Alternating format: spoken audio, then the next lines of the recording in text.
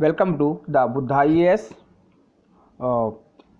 आज हम करेंगे 8 जून का करंट अफेयर्स और डेली करंट अफेयर्स में आपका स्वागत है। आपको थोड़ा सा यहाँ एक ऐसी इन्फॉर्मेशन दे दें कि इस कोविड-19 की वजह से करंट अफेयर्स के क्वेश्चन कम आ रहे हैं, तो हम यहाँ करंट अफेयर्स के साथ साथ इकोलॉजी एंड एनवायरनमेंट के क्वेश्चंस जरूर करते हैं। यानी हम और बात करें तो हम स्टैटिक्स जीके की भी कुछ प्रश्न करते हैं। तो चलिए देखते हैं कि आज का करंट अफेयर्स और साथ में ecology and environment and statics GK के क्वेश्चंस और आंसर MCQs के रूप में हम देखते हैं, और इसको भी आप मिस नहीं करना है, ये भी बहुत इंपॉर्टेंट है। इसमें जितने भी सारे क्वेश्चन है UPSC या स्टेट PCS में आए हुए क्वेश्चंस हम कराते हैं। तो चलिए आज का शुरू करते हैं हम करंट अफेयर्स। विश्व महासागर दिवस कब मनाया जाता है? तो विश्व महासागर दिवस 8 जून को मनाया जाता है, और 8 जून को मनाया जाएगा। तो इस क्योंकि इसमें सभी जितने भी लोग हैं, जितने भी संस्थाएं हैं जो पर्यावरण बचाओ आंदोलन पे काम करती हैं, वो सब समुद्र के किनारे, सी के किनारे कचरा साफ़ करती हैं इस दिन, और वहाँ पे जितना भी प्लास्टिक पड़ा होता है उसको साफ़ करती हैं किनारे, उसके सी के किनारे साफ़ सफाई में ध्यान देती हैं। और आजकल क्या है कि बहुत सालों से समुद्र में प्रदूषण बढ़ रहा है। उसका कारण क्या है कि एक रिपोर्ट के अनुसार 8 मिलियन प्लास्टिक पर हर साल समुद्र में जाता है। तो इससे प्रदूषण बढ़ता है, और अगर प्रदूषण बढ़ेगा तो वहाँ के जीव जंतुओं को भी खतरा आएगा। विश्व चैंपियनशिप में स्वर्ण पदक जीतने वाले किस देश के पहले पुरुष जिम्नास्ट कुर्ट थॉमस का निधन हो गया? ये किस देश के थे? Kurt Thomas. तो पहले पुरुष थे अमेरिका के, इनका हाल ही में 65 वर्ष की आयु में निधन हुआ। ये अमेरिका के थे कुर्ट थॉमस, और इन्होंने क्या किया था? थॉमस का निधन हुआ जो स्वर्ण पदक जीता था, पहले विश्व चैंपियनशिप में स्वर्ण पदक जीता था। इसका सही आंसर हो जाएगा अमेरिका। अमेरिका के साथ हम एक युद्धाभ्यास करते हैं। एक क्या, हम 2-3 युद्धाभ्यास करते हैं। तो एक है वायुसेना अभ्यास, जिसे हम कहते हैं कोप इंडिया। कोप इंडिया ये हम करते हैं। वायुसेना युद्धाभ्यास इंडिया और अमेरिका के बीच होता है। एक होता है हमारा युद्धाभ्यास करके, युद्धाभ्यास ही नाम है उसका। एक होता है हमारा वज्र प्रहार, होता है हमारा वज्र प्रहार में हम वज्र प्रहार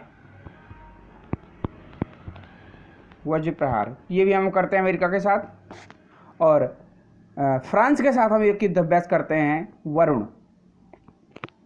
वरुण करते हैं। वरुण और गरुड़ दोनों करते हैं। तो एक वरुण मतलब वरुण विष्णु भगवान की सवारी है। वरुण हम क्या करेंगे? वरुण जल देवता को वरुण कहते हैं। वरुण हमारा हो गया नेवी बैटल एक्सरसाइज, और गरुड़ हो गया हमारा एयरफोर्स की बैटल एक्सरसाइज।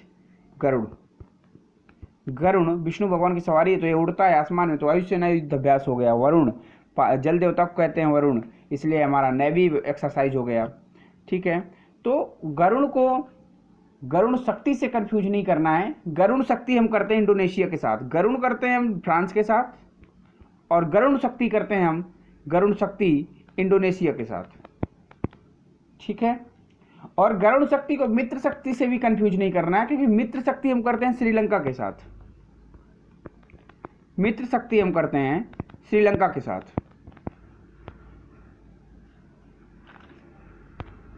हाल ही में चिरंजीव सरजा का निधन हो गया। वे किस क्षेत्र से संबंधित थे?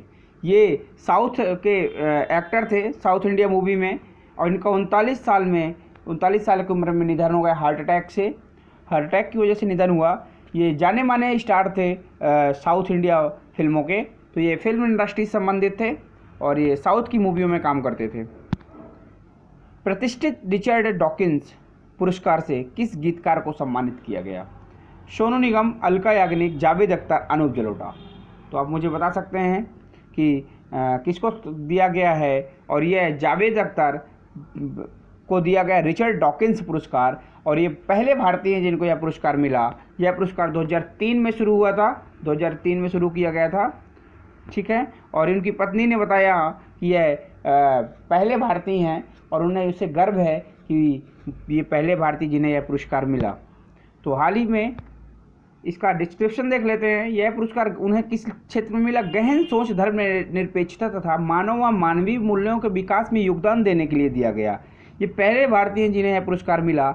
इस पुरस्कार की शुरुआत 2003 में की गई थी। और आपको एक अच्छी जानकारी इसमें दे दें कि इन्होंने एनआरसी के खिलाफ अपनी एनआरसी के साथ मुखर होकर अपनी बात रखी थी, इसीलिए इन्हें गहन सोच, धर्म निरपेक्षता तथा मानवीय मूल्यों के विकास में योगदान देने के लिए पुरस्कार दिया गया। ये संगीतकार के साथ साथ एक अच्छे लेखक भी हैं। जावेद अख्तर एक अच्छे लेखक भी हैं और बहुत शानदार संगीतकार भी हैं। हाल ही में उड़ीसा में वंदे उत्कल जननी को राज्य गीत का दर्जा दिया गया। यह गीत किसने लिखा था? तो बताइए किसने लिखा है यह गीत? तो यह गीत 110 साल पहले लिखा गया था। यह लिखा था आपके लक्ष्मीकांत महापात्रा ने। और हाल ही में अभी उड़ीसा की कैबिनेट ने यह इसको राज्य गीत का दर्जा प्रदान किया है। तो इसका सही आंसर हो जाएगा लक्ष्मीकांत महापात्रा, इन्होंने लिखा। ये उड़ीसा का है वंदे उत्कल जननी। उड़ीसा में एक महोत्सव होता है, कछुआ महोत्सव। ये हमारा उड़ीसा में ही होता है, कछुआ। और आपको कई महोत्सव हैं। मध्य प्रदेश में एक होता है कौन फेस्टिवल, मक्का फेस्टिवल होता है, ये होशंगाबाद में हुआ था। एक होता है पाके पागा हॉर्निवल फेस्टिवल, ये अरुणाचल प्रदेश का राज्य उत्सव है। पाके पागा ये अरुणाचल प्रदेश का राज्य उत्सव है, हॉर्निवल फेस्टिवल। एक अभी हाल ही में होता खीर भवानी का मेला। आप मुझे कमेंट में लिख के बताइए कि खीर भवानी का मेला कहाँ आयोजित किया गया था। और एक केरल में एक त्यौहार होता है जिसे हम कहते हैं त्रिशूल पूरम त्यौहार, केरल। और आपको पता होगा कि ये कंबाला खेल, जो भैंसों की लड़ाई, वो कर्नाटक की है। मुर्गों की लड़ाई आंध्र प्रदेश में होती है, मुर्गों की लड़ाई। और जल्लीकट्टू तमिलनाडु का है, जल्लीकट्टू। और कंबाला क्या है? कर्नाटक। कंबाला खेल कर्नाटक। सतत विकास के लिए क्या आवश्यक है? सतत विकास के लिए जैव विविधता का संरक्षण भी आवश्यक है। प्रदूषण का निरोध एवं नियंत्रण भी आवश्यकता है। निर्धनता को घटाना भी आवश्यक है। और उपयुक्त सभी। सतत विकास मतलब सस्टेनेबल डेवलपमेंट की बात कर रहा है। तो ये सारी चीज़ें आवश्यक हैं इसके लिए। आमतौर पर समाचारों में आने वाला Rio20 सम्मेलन क्या है? यह सस्टेनेबल डेवलपमेंट पर संयुक्त राष्ट्र सम्मेलन है। यह विश्व व्यापार संगठन बाकी मंत्रिवर्गीय बैठक है। यह जलवायु परिवर्तन पर अंतर सरकारी पैनल का सम्मेलन है। यह जैव विविधता पर कन्वेंशन के सदस्यों का सम्मेलन है। तो इसका सही आंसर क्या होगा? इसका सही आंसर देखते हैं डिस्क्रिप्शन में।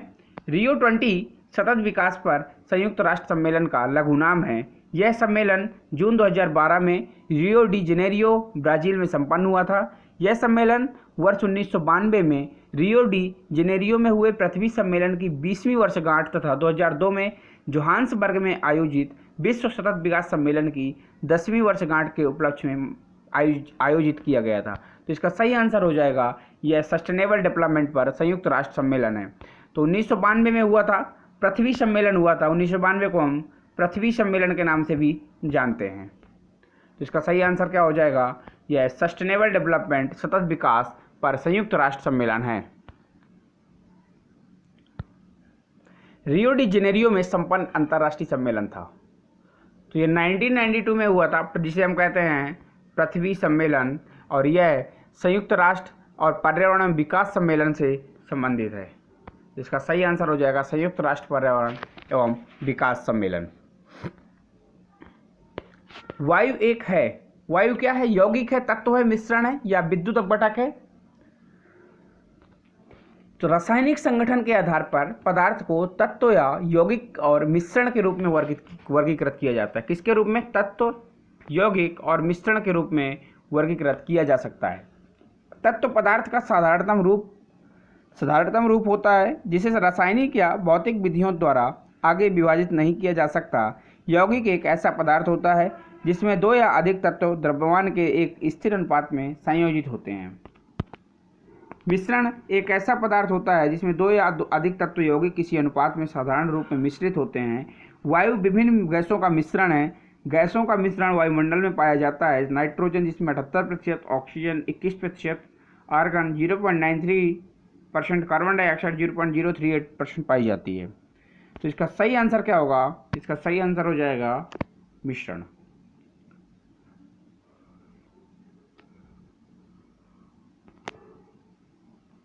ये रही आज की हमारी करंट अफेयर सीरीज।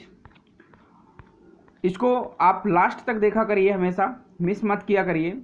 और एक एक चीज़ अगर आप नोट करना चाहते हैं तो नोटबुक में आप नोट कर सकते हैं। अगर आपने अभी तक इस चैनल को सब्सक्राइब नहीं किया है तो सब्सक्राइब कर लें। और अगर आप इसका PDF लेना चाहते हैं तो आप मुझे टेलीग्राम में हमारे चैनल को ज्वाइन कर सकते हैं, और मुझे टायरलेस सोल ऑफिशियल के नाम से मुझे इंस्टाग्राम में फॉलो कर सकते हैं, और मुझसे अपनी प्रॉब्लम्स के लिए मैसेज शेयर कर सकते हैं। तो thanks for watching this video.